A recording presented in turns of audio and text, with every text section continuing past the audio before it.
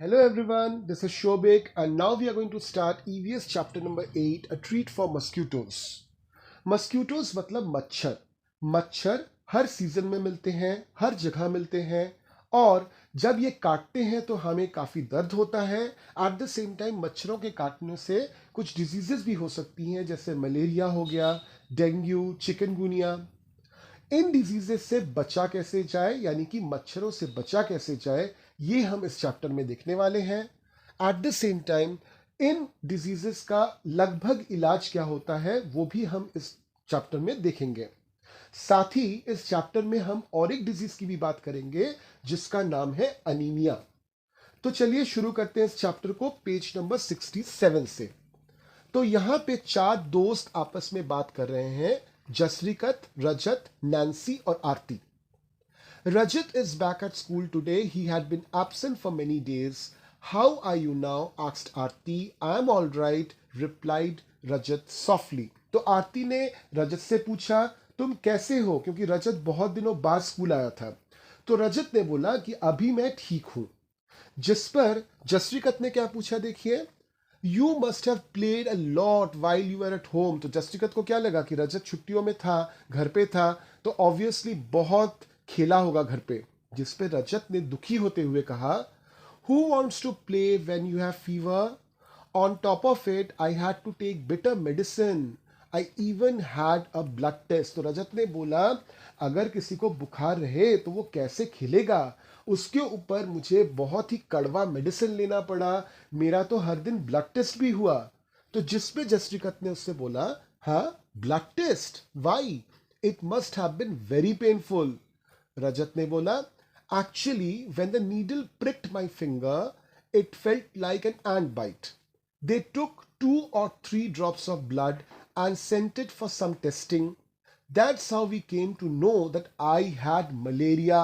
तो यहाँ पे देखिए, मलेरिया किसी को होता है कि नहीं होता है, कैसे पता चलता है? उसका ब्लड टेस्ट होता है।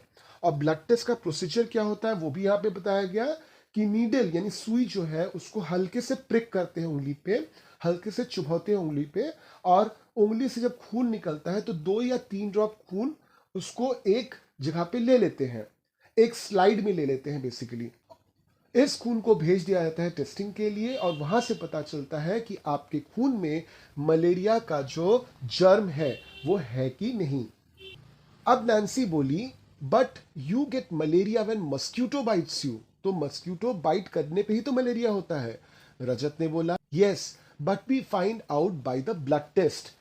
हाँ, ये बात तो सही है कि मच्छर के काटने से ही मलेरिया होता है, मगर मलेरिया किसी इंसान को हुआ है कि नहीं हुआ है वो तो ब्लड टेस्ट से ही पता चलेगा, ये रजत ने बताया उसको। अब जस्टिकत क्या बोली, there are lot of mosquitoes in my house these days but I do not get malaria. तो जस्टिकत थोड़ी सी अचंभित होगी कि मेरे घर में तो बहुत मच्छर है, वो काटते भी हैं मुझे, मगर मुझे तो मलेरिया नहीं हुआ।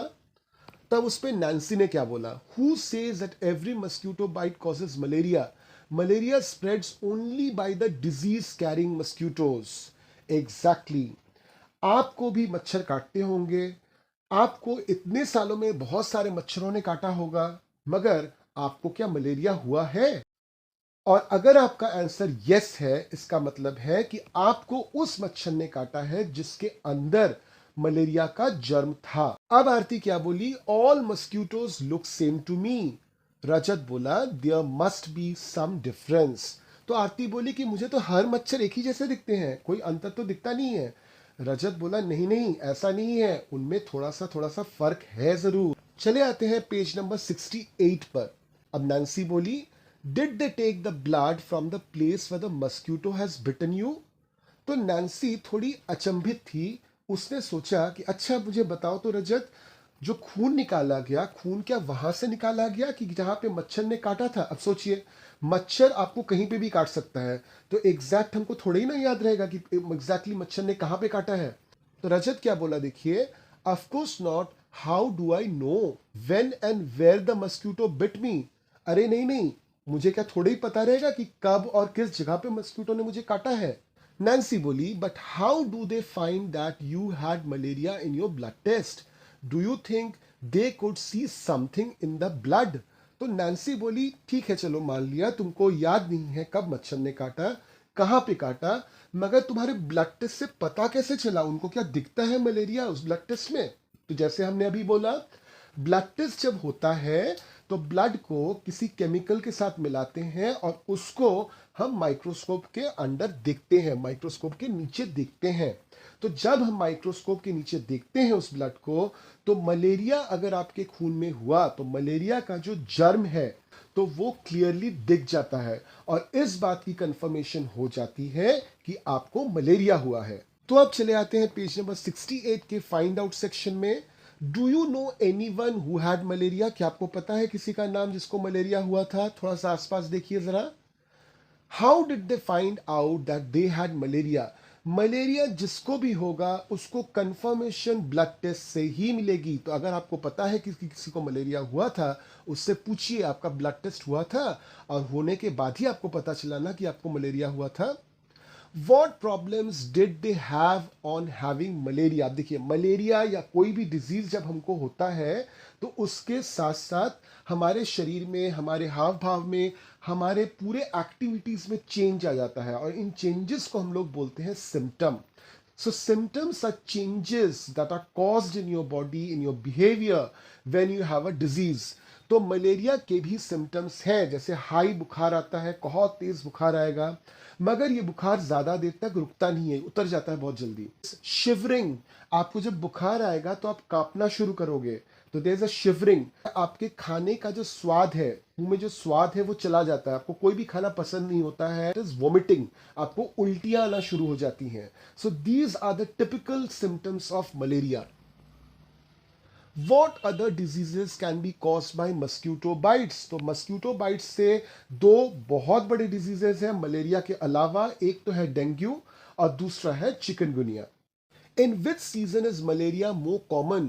Why do you think this happens? तो मलेरिया किस सीजन में कॉमनली होता है और क्यों होता है? तो आप सोचिए तो जरा, किस सीजन में मॉस्क्यूटोज बढ़ जाते हैं?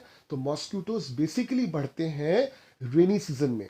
रेनी सीजन में जब बारिश होती है और बारिश का पानी इधर उधर जमता है तो मच्छर जो है वो उस पानी में अंडे देते हैं और वहां से नए मच्छर निकल के आते हैं। तो इस तरह से क्या होता है कि रेनी सीजन में मच्छर का जो पॉपुलेशन होता है, आबादी होती है, वो काफी ज्यादा बढ़ जाती है।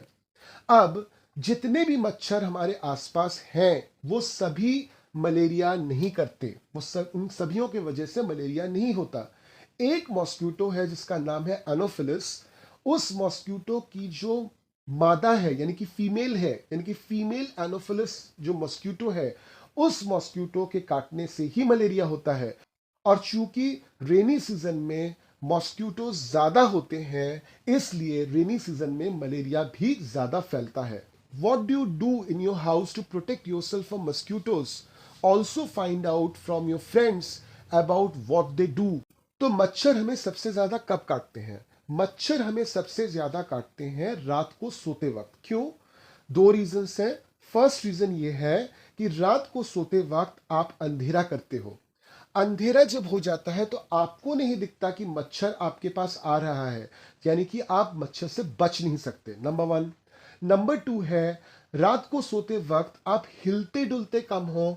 अब आपको पता ही है कि मच्छर जो है आपको स्मेल से पहचानता है, तो आपकी लोकेशन मच्छर परफेक्टली समझ पाता है जब रात को आप सो जाते हो, क्योंकि उस समय हिलते डुलते नहीं हो। तो सबसे बढ़िया रास्ता क्या है मच्छरों से बचने का? Number one is put a mosquito net while you are sleeping. मच्छरदानी का इस्तेमाल कीजिए जब आप सो रहे हो। अगर आप मच्छरदानी यूज नहीं करते तो किसी भी तरह का मॉस्क्यूटो रेपेलेंट यूज कीजिए। अभी तो मार्केट में बहुत सारे मॉस्क्यूटो रेपेलेंट्स मिलते हैं, उनका यूज कीजिए। नंबर थ्री जो बहुत इंपॉर्टेंट है, अपने घर के अंदर साफ सफाई रखिए। आप जितना घर को साफ रखोगे मच्छर उतने कम रहेंगे आपके घर में। चौथी चीज जो है, you can use various type of products. जैसे पूजा का जो प्रोडक्ट होता है, पूजा करते समय हम जो तरह तरह की धूप जलाते हैं, अगरबत्तियां जलाते हैं, उनके जलने से भी, उनके स्मेल से भी मच्छर भाग जाते हैं। घर पे यूज करते हैं ऐसा बहुत सारा सामान होता है, बहुत सारी चीजें होती हैं जिसके जरिए हम मच्छरों को भगा सकते हैं, जैसे नींबू हो गया, लौंग हो गया। इसके अलावा और एक बहुत इंपॉर्टेंट चीज़ है, and that is you have to keep your surroundings clean, ताकि बारिश का पानी और गंदा पानी वहां पे ना जमे। देखिए, गंदा पानी जमेगा या बारिश का पानी कहीं पे जमेगा तो वहां पे मच्छर पनपेंगे। You are actually creating a breeding ground, you are creating a place way mosquitoes can give birth if you are allowing accumulation of water outside your home। तो अपने घर के आसपास जितना भी पानी जमने की जगह है उन जगहों को साफ कर लीजिए। और एक प्रोसेस जो है मच्छरों से बचने के लिए वो है कि रेगुलरली, जनरली गवर्नमेंट की तरफ से तो आते ही हैं, अगर नहीं आते हैं तो आपको रेगुलरली अपने घर के आसपास तरह तरह के केमिकल्स होते हैं, जैसे डीडीटी हो गया, तो इस तरह के केमिकल्स का छिड़काव करना पड़ेगा। तो आप देखिएगा कि मच्छरों का जो इफेक्ट है वो कम हो जाता है। अब चले आते हैं पेज नंबर 69 पे। वहां पे देखिए बाईं तरफ एक क्लिनिकल पैथोलॉजी रिपोर्ट है। क्लिनिकल पैथोलॉजी रिपोर्ट मतलब आप जब खून की जांच करवाते हो तो उसका रिपोर्ट निकल के आता है, उसको हम लोग बोलते हैं क्लिनिकल पैथोलॉजी रिपोर्ट। तो वो क्लिनिकल पैथोलॉजी रिपोर्ट दिया हुआ है जहां पे क्लियरली लिखा हुआ है कि जो पर्सन है रजत, उसको fevers with chills and riggers आते हैं, यानी कि कपकपी वाला फीवर आता है, यानी कि हाई चांसेस है उसको मलेरिया हुआ है। तो यहाँ पे क्लियरली लिखा हुआ है malarial parasite found in blood sample, खून में मलेरिया का पैरासाइट, मलेरिया का जर्म मिला है, यानी कि रजत को कंफर्म है कि मलेरिया हुआ है। अब यहाँ पे चले आते हैं कि मलेरिया का इलाज क्या है। अगर किसी को मलेरिया हो गया तो क्या करेंगे?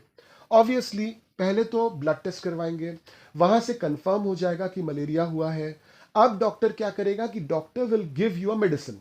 अब ये मेडिसिन जो डॉक्टर आपको देता है ये बेसिकली एक पेड़ की छाल है। छाल मतलब जो बार्क होता है पेड़ का, यानी कि स्टेम के ऊपर जो कवरिंग होती है वो वाली कवरिंग है, एक बार्क है।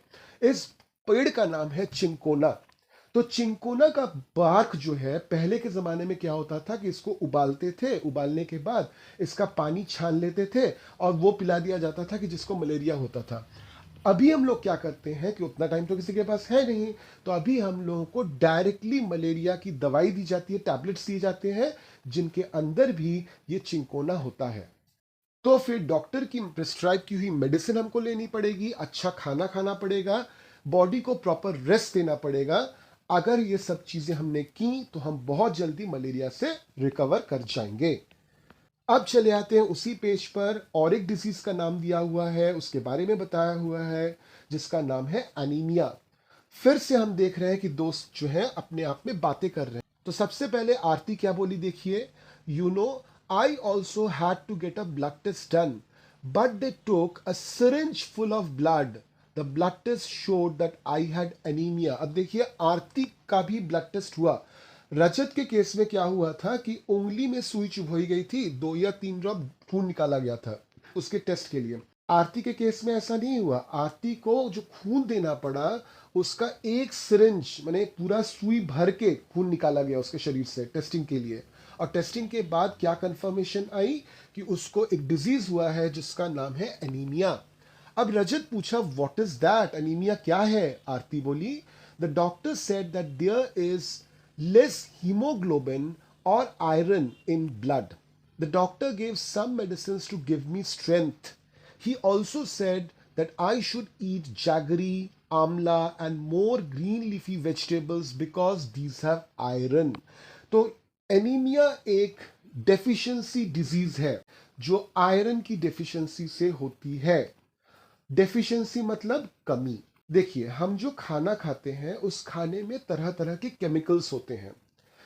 ये जो केमिकल्स हैं ये हमारे शरीर का भला करते हैं। इन केमिकल्स को हम लोग बोलते हैं न्यूट्रिएंट्स। तो our food that we eat has nutrients. One of those nutrients is iron. Iron मतलब जिसको हम हिंदी में बोलते हैं लोहा। तो iron is one of the chemicals which is present और one of the nutrients which is present in the food that we eat. अब आपके शरीर में अगर आयरन की कमी हो जाए तो, अगर मान लीजिए, क्योंकि आज के दिन में क्या होता है, क्योंकि बच्चे बहुत नखरे करते हैं ना कि ये नहीं खाएंगे वो नहीं खाएंगे, तो हो ही सकता है कि आप जिस तरह का खाना खा रहे हो उससे कोई एक पर्टिकुलर केमिकल, दो पर्टिकुलर केमिकल आपके शरीर में जितनी अमाउंट में चाहिए उतने अमाउंट में नहीं जा रही है, तो आपको क्या होगा, उस केमिकल की कमी हो जाएगी आपके शरीर में, उस न्यूट्रिएंट की कमी हो जाएगी आपके शरीर में, और उस हालत को हम लोग बोलते हैं डेफिशिएंसी, और उसके वजह से जो डिजीज होता है उसको बोलते हैं डेफिशिएंसी डिजीज। तो आयरन की डेफिशिएंसी के वजह से, कमी के वजह से एक डिजीज हो सकता है जिसका नाम है एनीमिया। नाउ एनीमिया में होता क्या है? देखिए, आयरन जो है हमारे बॉडी के लिए बहुत यूजफुल है। हमारा जो ब्लड है उसका कलर क्या है? रेड है। क्यों रेड है? आयरन की वजह से। बेसिकली हमारे ब्लड में एक केमिकल बनता है जिसका नाम है हीमोग्लोबिन। अब हीमोग्लोबिन बनने के लिए आयरन का होना बहुत ज़रूरी है। अगर आयरन प्रॉपर मात्रा में हमारे शरीर में जाता है तो हीमोग्लोबिन प्रॉपरली बनता है हमारे शरीर में, हमारा खून जो है वो लाल होता है। Eight the same time haemoglobin अगर प्रॉपर रहे हमारे शरीर में तो ऑक्सीजन जो हम लोग ब्रीद इन करते हैं, वो ऑक्सीजन भी तो different part of the body में खून के जरिए ही पहुंचता है ना, तो ऑक्सीजन को कैरी करता है ब्लड में हीमोग्लोबिन। तो अगर आप आयरन प्रॉपर मात्रा में लें, आपका हीमोग्लोबिन प्रॉपर मात्रा में बनेगा, ऑक्सीजन प्रॉपरली आपके शरीर के हर एक पार्ट जहां पे जरूरत है वहां पे उस हीमोग्लोबिन के जरिए पहुंच पाएगी। अगर आपने आयरन कम लिया, आयरन की डेफिशिएंसी हो गई आपको, तो क्या होगा? सबसे पहला इंपैक्ट जो पड़ेगा वो है आपके शरीर में जितने मात्रा में हीमोग्लोबिन चाहिए उतने मात्रा में हीमोग्लोबिन तैयार नहीं होगी। अगर हीमोग्लोबिन उतने मात्रा में तैयार नहीं होती है, then oxygen will not reach all the parts of your body where it is required in proper quantities. Oxygen proper quantity में पहुंचेगा ही नहीं। तो आपको क्या होगा? पहली बात तो, चूंकि ऑक्सीजन नहीं पहुंच रहा है, आपको कमजोरी होगी। चूंकि ऑक्सीजन आपके शरीर के हर एक ऑर्गन तक नहीं पहुंच रहा है या पहुंचने में तकलीफ हो रही है, दिक्कत हो रही है, तो आपकी सांस जो है वो फूलनी शुरू हो जाएगी। यू विल फील ब्रीथलेसनेस, आपको लगेगा कि सांस थम रही है आपकी, ठीक है, ब्रेथलेसनेस हो जाएगा आपको। चूंकि आपके शरीर में हीमोग्लोबिन कम है, आपके ब्लड में हीमोग्लोबिन कम है, तो आपका खून जितना लाल होना चाहिए उतना लाल नहीं होगा। इसका इम्पैक्ट जो पड़ेगा वो है आपके स्किन के ऊपर। आपका स्किन जो है वो पेल, यानी कि एकदम फीका फीका नजर आएगा। तो इस हालत में क्या करना चाहिए? ऐसा फूड हमको कंज्यूम करना चाहिए जिसमें अमाउंट ऑफ आयरन ज्यादा हो। जैसे डॉक्टर ने बताया था आरती को लेने के लिए जागरी, जागरी मतलब गुड़, आंवला, एट द सेम टाइम जितने भी ग्रीन लीफी वेजिटेबल्स हैं, अगर इन चीज़ों को हम प्रॉपरली हर दिन अपने खाने में या डाइट में इंक्लूड करें तो देखिएगा आपको कभी भी एनीमिया नहीं होगा। Now Nancy is saying how can there be iron in our blood. तो नैन्सी बहुत हैरान है, खून में आयरन कैसे आ जाएगा? लोहा तो हम लोग देखते हैं कितना टफ होता है, बाहर रहता है, वो खून में कैसे आएगा? नाउ जस्टिका is saying there was something about this in the newspaper yesterday. कल इसके बारे में अखबार में भी कुछ आया था। रजत अब हंसते हुए बोला, so then you ate iron or what. तो हंसते हंसते बोला, अब तुमने क्या किया? एनीमिया से बचने के लिए आयरन खाना शुरू कर दिया तुमने? आरती बोली, अरे silly, this is not the iron use to make keys. I do not know exactly what it is. After I ate a lot of vegetables and whatever the doctor has said, my hemoglobin went up. अब देखिए, ये iron वही iron है जो आप सोच रहे हो, लोहा। और इस आयरन की जो हम बात कर रहे हैं वो इस मॉलिक्यूलर फॉर्मेट में है, तो ऑब्वियसली छोटे फॉर्मेट में तो हमारे शरीर में हो ही सकता है। तो ये वही आयरन है। अब देखिए आरती को क्या हुआ कि जैसे ही उसने डॉक्टर की बात मानी, प्रॉपरली खाना खाया, उसको ऑटोमेटिकली उसका हीमोग्लोबिन लेवल जो है वो एकदम नॉर्मल हो गया। अब चले आते हैं पेज नंबर 70 पे, जहां पे एक स्टडी दी हुई है, anaemia common in Delhi school. 17 नवंबर 2007 की रिपोर्ट है ये। Thousands of children studying in municipal corporation schools in Delhi suffer from anemia. This is affecting both their physical as well as mental health. Due to anemia, children do not grow well and their energy levels are low. This also affects their ability to study properly. Now, health checkups are being done in schools and health cards are being made for all the children. Anemic children are also being given iron tablets. तो जब आप खाना बाहर से खाकर अपना iron बढ़ा नहीं पाते हो, एनीमिया को रिकवर नहीं कर पाते हो, हीमोग्लोबिन की अमाउंट बढ़ा नहीं पाते हो, तब डॉक्टर आपको आयरन टैबलेट्स देता है। वो नॉर्मल टैबलेट जैसा ही दिखता है मगर उसमें आयरन की मात्रा ज़्यादा होती है, तो आपको आयरन टैबलेट्स लेने पड़ते हैं। तो दिल्ली के स्कूल में ये पाया गया था 2007 में कि बहुत सारे बच्चे एनेमिक हैं, तो उनको अलग से ट्रीटमेंट दिया गया और उनके खान पान पे प्रॉपर नज़र रखी गई। अब यहाँ पे देखिए, आरती के दोनों क्लिनिकल पैथोलॉजिकल रिपोर्ट्स दिए हुए हैं। पहले वाले रिपोर्ट में हीमोग्लोबिन की मात्रा है 8, वहां पे देखिए नॉर्मल कितना बोला गया है 12 to 16, और दूसरे वाले में उसका जो हीमोग्लोबिन है वो बढ़ के हो गया है 10.5, यानी कि उसका हीमोग्लोबिन जो है वो बढ़ा है, प्रॉपर खाने की वजह से उसका हीमोग्लोबिन बढ़ा है। तो इसी तरह से फ्यूचर में अगर वो प्रॉपर डाइट लेती रहे एज पर डॉक्टर्स एडवाइस, तो उसका जो हीमोग्लोबिन का अमाउंट है वो धीरे धीरे बढ़ता रहेगा और फिर से वापस नॉर्मल हो जाएगा। Now come to some questions which are regarding this particular reports. Look at Aarti's blood report and find out the minimum required hemoglobin. जो जैसे बताया गया मिनिमम आपके खून में हीमोग्लोबिन की अमाउंट जो है वो 12 रहनी चाहिए। अगर है ठीक है, अगर उससे कम है तो आपको एनीमिया है। How much did Aarti's haemoglobin go up and how long did it take for that. तो यहाँ पे देखिए आरती का हीमोग्लोबिन लेवल जो है वो धीरे धीरे बढ़ा है 8 से लेकर 10.5 तक। पहला जो रिपोर्ट है वो 2007 के 20 जून की है, और दूसरा जो रिपोर्ट है वो 2007 के 15 सितंबर की है, यानी कि जून से सितंबर, करीबन जुलाई अगस्त सितंबर, यानी कि 3 महीने लगे उसके हीमोग्लोबिन को बढ़ने में 8 से लेकर 10.5 तक। What does the newspaper report say about the problems caused by anaemia. तो न्यूज़पेपर रिपोर्ट में देखिए वहां पे क्लियरली बताया गया है कि एनीमिया होने पर लोग थक जाते हैं, they don't have energy, they do not have even the energy to study, and at the same time चूंकि वो प्रॉपर एनर्जी उनको नहीं मिल पा रही है, वो प्रॉपरली अपना काम नहीं कर पा रहे हैं, तो इससे उनके physical as well as mental दोनों ग्रोथ पे इफेक्ट पड़ रहा है। Have you or anyone in your family ever needed to get a blood test, when and why. तो आप सोच के देखिए, क्या आपने या आपके घर के किसी भी सदस्य ने कभी भी ब्लड टेस्ट करवाया है, और अगर करवाया है तो क्यों करवाया है, और उसका रिपोर्ट क्या आया था। Come to page number 71. What was found out by the blood test? Blood test का रिपोर्ट क्या आया था, उसमें क्या बात आई थी सामने। Have you ever had a health checkup in your school and what did the doctor tell you? देखिए अभी हर स्कूल में क्या है, हेल्थ चेकअप कैंप्स होते हैं। आप लोग बच्चे हैं, you are the future of India, तो आप जितने हेल्दी रहोगे उतना देश आगे बढ़ेगा फ्यूचर में। तो ऑब्वियसली इस वजह से हेल्थ चेकअप कैंप्स होते हैं हर एक स्कूल में, आपके स्कूल में भी होता होगा। तो आइंदा से आप ध्यान में रखिएगा कि डॉक्टर जो है आपको क्या एडवाइस कर रहे हैं उस हेल्थ चेकअप कैंप के बाद। अब पेज नंबर 71 के फाइंड आउट में चले आते हैं। आस्क द डॉक्टर और elders about the food items which contain iron. तो आयरन बेसिकली जैगरी में होता है, ग्रीन लीफी वेजिटेबल्स में होता है, आंवला में होता है, बनाना में होता है huge amount of iron. So if these food items you include in your everyday diet, you will see you will never have anaemia.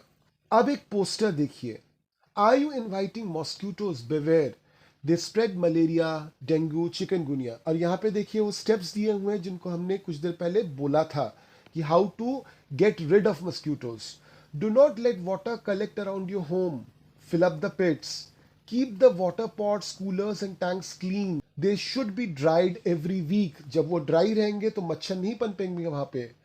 Use mosquito nets to protect yourself. Spray kerosene if water has collected at some place. जैसे मैंने आपको बताया था कि generally government की तरफ से लोग आते हैं डीडीटी का छिड़काव करने के लिए। अगर मान लीजिए गवर्नमेंट से लोग नहीं आए, उनके आने में देरी हो गई, या फिर आपके इलाके में बहुत दिन से नहीं आ रहे हैं और आपको दिखा कि आपके घर के आसपास पानी भर चुका है कहीं कहीं पे, और उस पानी में हो सकता है कि मच्छर पनपें, तो आप जो कर सकते हो, केरोसिन जो होता है ना, केरोसिन ऑयल, उसको आप छिड़क दे सकते हो उस पानी पे, थोड़ा सा अमाउंट। तो केरोसिन क्या होता है, जैसे पिछले चैप्टर में हमने पढ़ा, kerosene is having laser density than water. अब चूंकि केरोसिन की डेंसिटी कम है, तो क्या होता है जब हम केरोसिन को डालते हैं पानी पे, तो केरोसिन का एक लेयर बन जाता है पानी के ऊपर। अब मच्छर जब अपना अंडा देगा ना तो वो पानी में देना चाहता है, तो पानी के पास वो जब आएगा तो वहां पे उसको पानी नहीं मिलेगा, क्योंकि पानी का ऊपर का लेयर जो है केरोसिन है। तो वहां पे मच्छर अपना अंडा नहीं देगा, मच्छर पनपेंगे नहीं, और इस तरह से आप अपने आप को और अपने फैमिली को, अपने मोहल्ले को spread of malaria, dengue and chikungunya से बचा सकते हैं। अब देखिए बच्चे कुछ बात करें इस पोस्टर को लेकर। रजत बोला, the poster says something about लार्वे।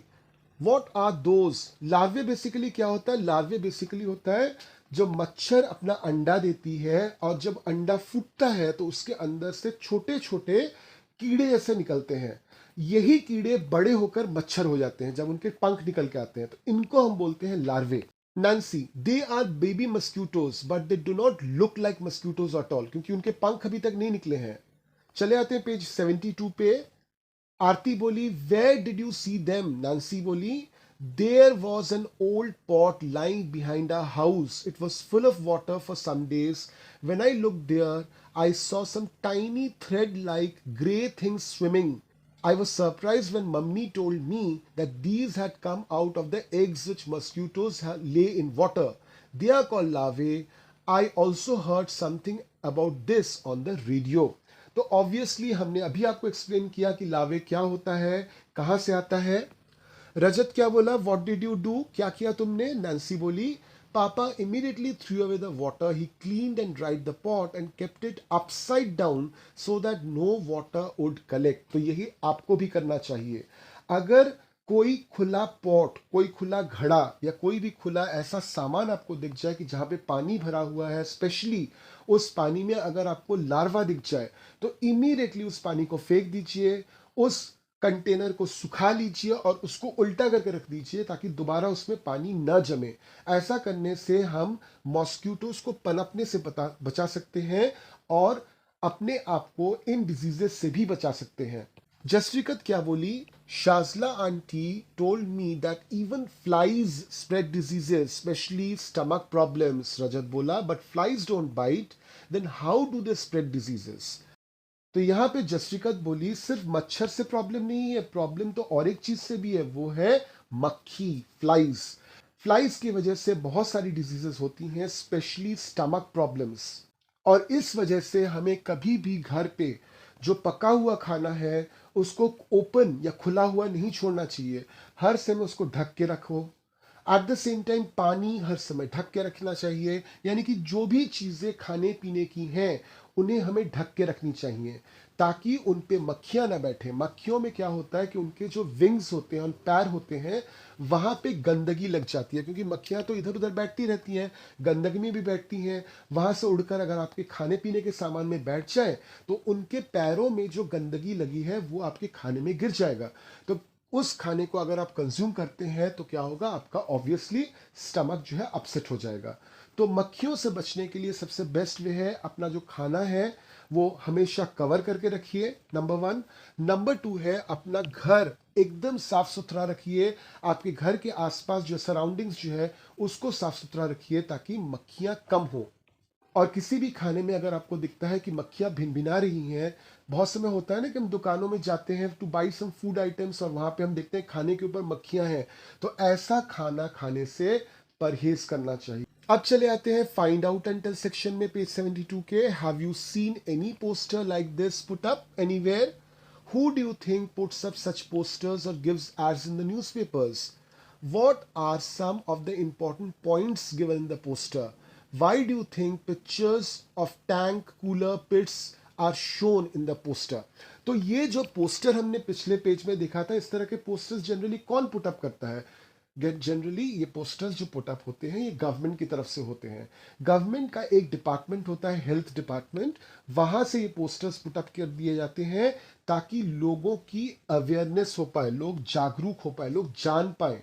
तो लोगों की अवेयरनेस के लिए, जागरूकता के लिए इस तरह के पोस्टर्स गवर्नमेंट की तरफ से जनरली पुटअप होते हैं। हाँ, कोई प्राइवेट कंपनी भी ऐसा कोई पोस्टर पुटअप कर सकती है, ऐसा कोई रूल नहीं है कि वो गवर्नमेंट को ही करना है, क्योंकि बचाव तो हर किसी को करना होता है।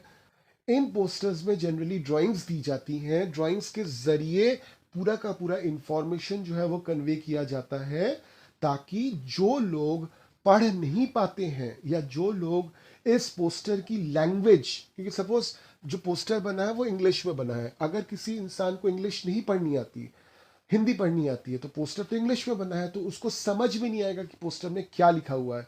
और कुछ लोग होते हैं जिनको पढ़ना लिखना ही नहीं आता है, तो उनको भी हमको इन्फॉर्मेशन देना पड़ेगा, तो ताकि सभी लोग समझ पाए, चाहे वो पढ़े लिखे हो या उनको वो पोस्टर का लैंग्वेज आता हो या नहीं आता हो, सभी लोगों को समझ में आए कि इंफॉर्मेशन क्या दी जा रही है। इसलिए उस पोस्टर्स में तरह तरह के पिक्चर्स ड्रॉ किए जाते हैं। लिखा तो होता ही है, मगर साथ में पिक्चर्स भी ड्रॉ किए जाते हैं। Now come to the think section, which is there in page 72. Why do you think it talks about putting fish in the fish tank? What do you think the fish eats? तो basically अगर आपके पास कोई fish tank है, fish tank मतलब ऐसा एक tank जिसमें मछलियां रखी जाती हैं, ओके। अगर आपके पास फिश टैंक है या फिर आपके घर के पास एक बड़ा सा तालाब है, तो आप जनरली देखिएगा कि फिश टैंक को खाली नहीं छोड़ते, उसमें मछलियां छोड़ दी जाती हैं। या तालाब कोई भी हुआ तो आसपास के लोग मछली खाए चाहे ना खाए, उस तालाब में मछलियां छोड़ दी जाती हैं। रीज़न ये होता है कि जब भी पानी तालाब में होता है या फिर फिश टैंक जैसी चीज़ों में होता है, तो वहाँ पे उस पानी में जो मॉस्क्यूटो है अपना अंडा देती है और उस अंडे से लावा निकल के आता है।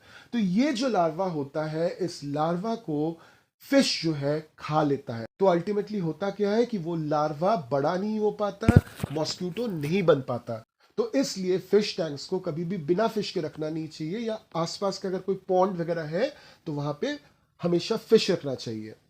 What will happen when oil is spread on water? तो जैसे मैंने आपको बताया कि ऑयल जो होता है it is less denser then water. So oil when you spread on water, oil की एक थिन फिल्म बन जाती है, एक थिन लेयर बन जाता है पानी पे। तो इससे क्या होता है, जो मच्छर का कनेक्शन है पानी के साथ वो टूट जाता है और मच्छर अपना अंडा उस पानी में नहीं डालती। So come to page number 73। Which diseases are spread by flies and how? तो फ्लाइज से, जैसे मैंने बताया, सबसे ज्यादा फैलता है पेट की गड़बड़ी। और कैसे, वो भी मैंने आपको बताया, वापस बता रहा हूं। फ्लाइज जो है वो इधर उधर उड़ते रहते हैं, इधर उधर बैठते रहते हैं, तो उनके विंग्स में और उनके लेग्स में गंदगी चिपकती रहती है।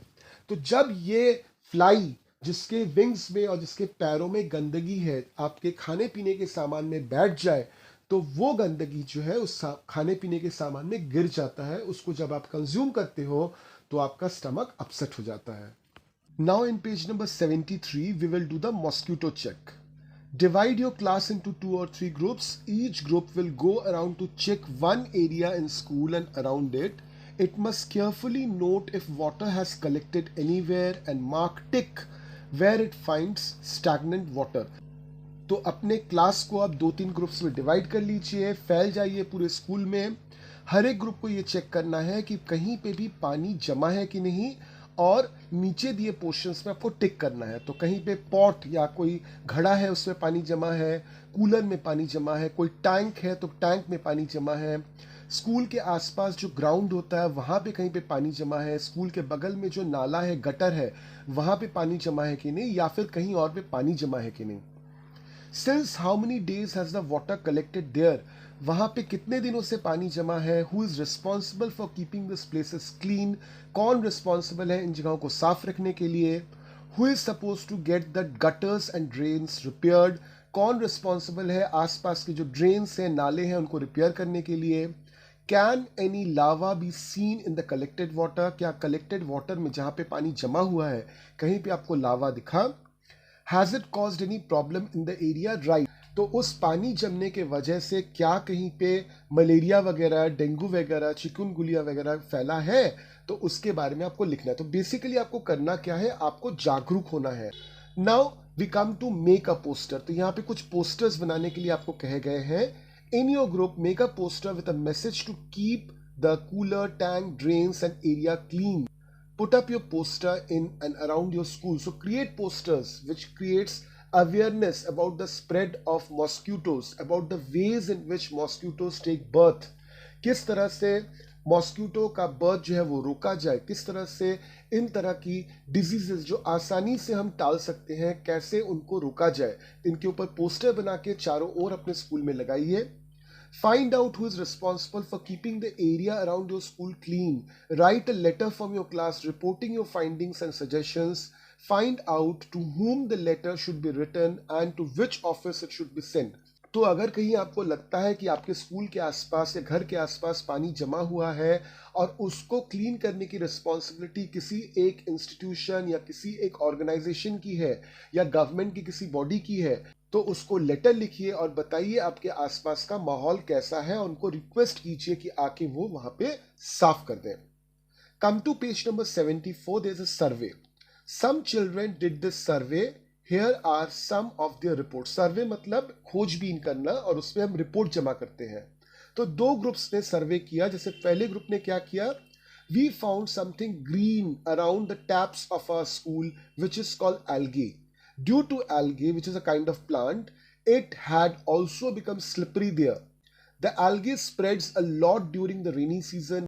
We think that they are some kind of plants that grow in water. तो बेसिकली ग्रुप 1 ने खोज निकाला algae के बारे में और उन्होंने लिखा कि स्कूल का जो टैप एरिया है, जहाँ पे टैप्स हैं, नल है, वहाँ आसपास algae हो चुका है। जनरली ये रेनी सीजन में बढ़ता है और algae होने की वजह से वहाँ पे स्लिपरी हो गया ग्राउंड। ग्रुप 2 ने अपने रिपोर्ट में क्या बताया, there is a pond near the school, at first you can not see the water in the pond as it is completely covered with plants. One aunty told us that these plants have grown themselves in water. Around the pond there are pits full of water. We also saw some larvae in the water. As we moved around, lots of mosquitoes flew from the plants growing around. Jasrikat feels that there are so many mosquitoes in her house because of this dirty pond nearby. तो second group ने एक pond की जांच की, एक तालाब की जांच की और उनको मिला कि ये तालाब जो है बिल्कुल भी साफ नहीं है। उसमें बहुत सारे पेड़ उगे हुए हैं तालाब के अंदर, कोई देखने वाला नहीं है तालाब को। आसपास बहुत सारे गड्ढे हैं जहाँ पे भर भर के मच्छर है और उनकी जो दोस्त है जसरिकत, उसको लगता है कि उसके घर में इतने सारे मच्छर इस तालाब से ही आते हैं। So is there a pond or river around your house or school? Go and look around and observe these things. जाइए वहां पे देखिए कि ऐसा तो नहीं है कि एल्गे ग्रो हो रहा है, ऐसा तो नहीं है कि कोई तालाब ऐसे पड़ा हुआ है कि जिसकी देखरेख कोई नहीं कर रहा।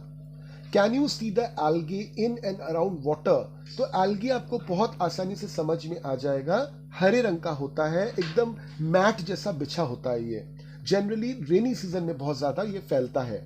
Where else have you seen algae? Algae generally हमको टैंक्स के आसपास मिल जाता है। जिन जगहों पे सीमेंटेड है और वहां पे मान लीजिए सीमेंट थोड़ा सा टूटा हुआ है और पानी जमा हुआ है, तो वहां पे भी एल्गे प्रचुर मात्रा में आपको मिल जाएगा। Are there plants growing on the side or in the water? Find out their names. Draw some of these plants in your notebook. तो कभी कभार होता क्या है कि पॉन्ड या तालाब अगर उसकी कोई देखभाल नहीं कर रहा तो उसमें बहुत सारे जंगली पेड़ आ जाते हैं। ये पेड़ जनरली कोई नुकसान तो नहीं करते, मगर इन पेड़ों की वजह से होता क्या है कि पानी एक जगह जमा रहता है तो वहां पे मॉस्किटोस पनपने का चांस बहुत ज्यादा होता है। तो ऐसा अगर आपने कोई पेड़ देखा है, ये सभी के सभी फ्लोटिंग प्लांट्स होते हैं, ये पानी में तैरते हैं। ऐसा अगर आपने देखा है तो इन प्लांट्स को आप ड्रॉ करिए। Do you think these were planted by someone or did they grow on their own? Generally ये खुद से ही ग्रो करते हैं। कुछ ऐसे प्लांट्स होते हैं जो बिल्कुल ही नुकसान नहीं करते बल्कि अच्छे होते हैं, मगर कुछ ऐसे प्लांट्स होते हैं जैसे पार्थेनियम एक प्लांट है जो बहुत डेंजरस होता है। What else can you see in water? Make a list. तो पानी में इसके अलावा आपने क्या क्या देखा उसका भी एक ब्यौरा दीजिए, उसका भी एक लिस्ट आप बनाइए। तो देखिए ये जो एक्टिविटीज है, ये एक्टिविटीज बहुत इंपॉर्टेंट है। आप अभी क्लास 5 में हो, अभी से अगर आप जागरूक बनते हो, अवेयर बनते हो, तो फ्यूचर में जाके जब आप बड़े होगे you will become very responsible citizens of India. तो ये जो डिफरेंट टाइप ऑफ डिजीजेस है, diseases which are spread by flies, diseases which are spread by mosquitoes, इनको हम इजीली रोक सकते हैं। प्रॉब्लम क्या होता है कि लोग आगे बढ़ना नहीं चाहते, लोग जो स्टेप्स लेना है वो स्टेप्स लेना नहीं चाहते और मैक्सिमम लोग जो है वो सोचते हैं कि चलो हम नहीं करेंगे तो कोई दूसरा कर देगा। इसके वजह से ये जो डिजीजेज है इन तरह के चीज़ों से, जैसे फ्लाइज हो गए, मॉस्किटोज हो गए, इनके वजह से दिन ब दिन बढ़ते जा रहे हैं। अब चले आते हैं एक स्टोरी पे जो लिखी हुई है पेज 74 पे। A scientist peeps into the mosquito stomach. This interesting incident took place almost 100 years ago. A scientist found out that mosquitoes spread malaria. Let's read out this discovery in his own words. आज से करीबन 100 साल पहले जब scientists को पता चला कि मलेरिया जो है वो मच्छरों की वजह से फैलता है, तो तरह तरह की डिस्कवरीज शुरू हो गई। तो उनमें से एक डिस्कवरी यहाँ पे दी हुई है। तो यहाँ पे कहानी दी हुई है रोनाल्ड रॉस की। उन्होंने मलेरिया की दवाई खोज निकाली थी और मलेरिया का जो एजेंट है, यानी कि मलेरिया जिसकी वजह से फैलता है, फीमेल एनोफिलस मॉस्किटो, उसको भी इन्होंने खोज निकाला था। तो अब बढ़ते हैं कहानी उनकी जुबानी। My father was a general in the Indian Army. I studied to become a doctor, but what I really liked was reading stories, writing poetry, music, drama. In my free time, I enjoyed doing all this. तो हालांकि वो doctor थे मगर उनको बहुत ज़्यादा interest literature वगैरह में था। In those days, thousands of people used to die from a disease that we now call malaria. The disease was found in areas where there were a lot of rain और इन swampy places. ये disease उन जगहों पे बहुत होती थी कि जहां बारिश बहुत होती थी या जहां पे पानी पानी वाला इलाका था, काफी पानी वाला इलाका था। इस डिजीज से, जिसका आज हम लोग नाम जानते हैं मलेरिया, बहुत सारे लोग मारे जाते थे। People thought that this illness was caused by some poisonous gas that came out from the dirty swampy areas. They gave it a name malaria, which means bad air.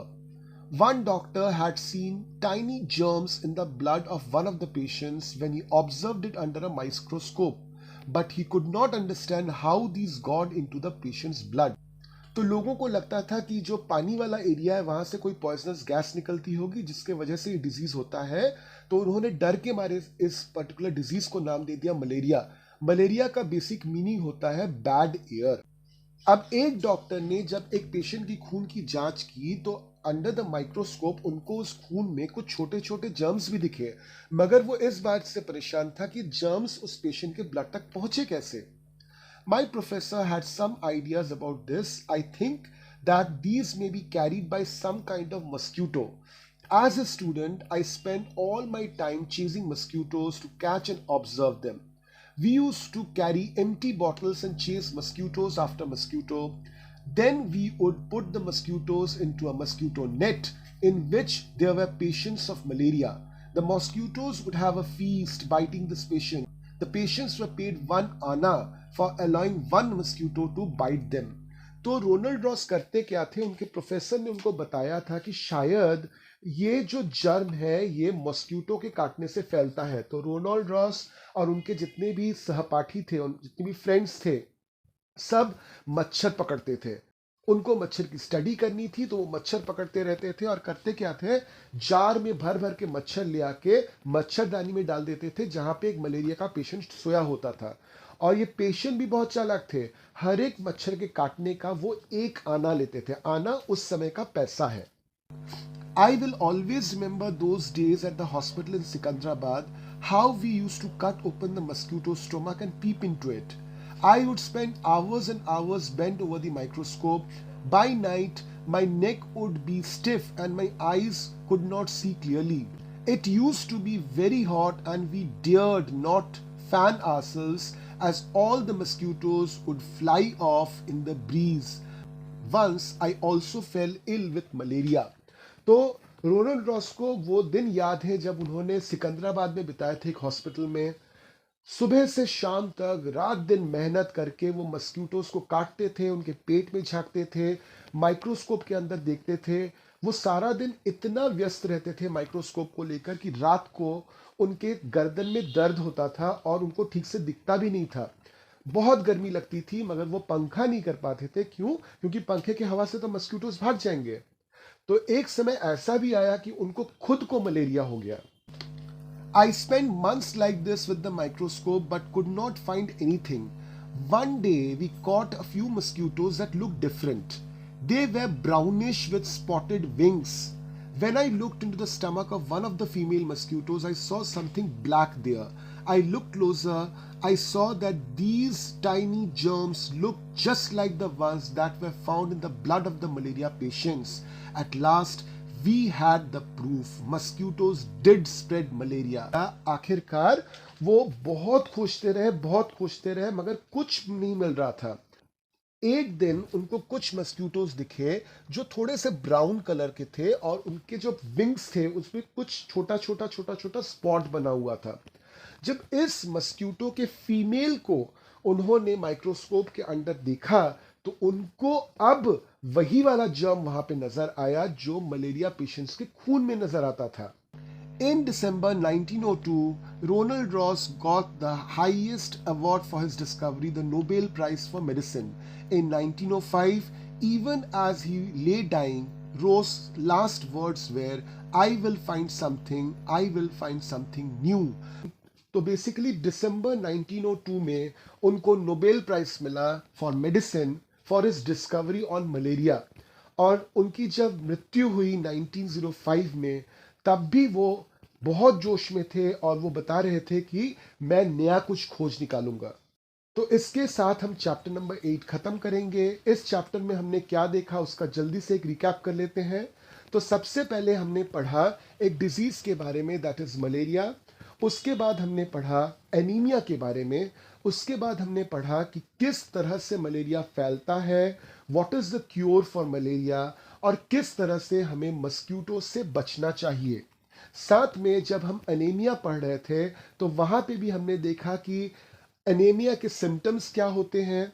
अगर आपको कोई डाउट है तो आप मुझे मेल कर सकते हो या फिर एक व्हाट्सएप नंबर दिया हुआ है डिस्क्रिप्शन में, उस पर आप व्हाट्सएप भी कर सकते हो। एट द सेम टाइम उस पर आप वॉइस मैसेज भी भेज सकते हो। एक क्वेश्चंस का लिंक मैंने डिस्क्रिप्शन में दे रखा है। आप क्वेश्चंस को सॉल्व कीजिए और इसके आंसर्स मुझे भेज दीजिए दिए गए ईमेल एड्रेस पर। अगर आपने हमारा चैनल अभी तक सब्सक्राइब नहीं किया है तो इमीडिएटली कर लीजिए, बेल आइकन पे प्रेस कीजिए ताकि आपको आने वाले सभी वीडियोस का नोटिफिकेशन मिलता रहे और जैसे ही आपको नोटिफिकेशन मिले आप तुरंत उस वीडियो को देख लें।